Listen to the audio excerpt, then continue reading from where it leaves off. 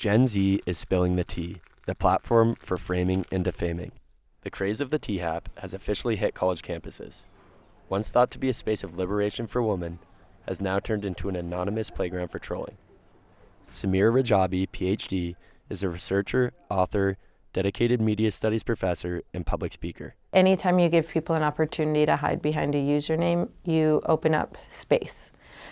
That space can be very positive or that space can be very negative. The T-App is a woman-only platform designed for dating safety, offering tools to protect women from potentially harmful men in their community.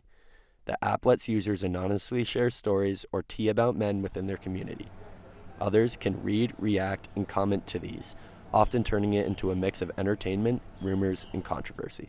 I think often we do this thing socially where we divide like online and offline and pretend like offline is not real or does not have consequences, and so we don't take seriously enough the things that we say on the internet, when in reality they can be life-altering for people.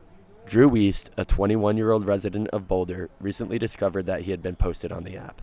I became aware of the T-App because one day I was just chilling in the living room and my girlfriend texted me and she said, can you come over and talk real quick?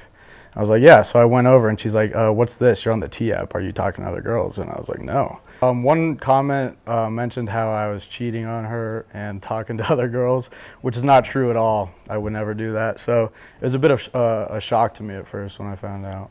I was pretty torn up because she thought I was doing nefarious acts when I wasn't the whole time. So I kind of felt sad that she thought maybe I was doing that. Kind of put me deep in a hole. We asked Drew to share his thoughts regarding the negative repercussions of the T-App. Some pretty serious accusations on there, and they don't have to deal with the consequences, and they kind of can just shut their phone off and not think about it after they leave a comment. But for Samira, this isn't progress. That is not what equity looks like. That's not what equality looks like. That's not what gender justice looks like. That's not what fairness looks like, right? So if we're going into this space to say, I'm genuinely invested in protecting other women because I've experienced embodied harm and I don't want other women to experience it, amazing, right? And I'm sure there is some impulse of that here, right?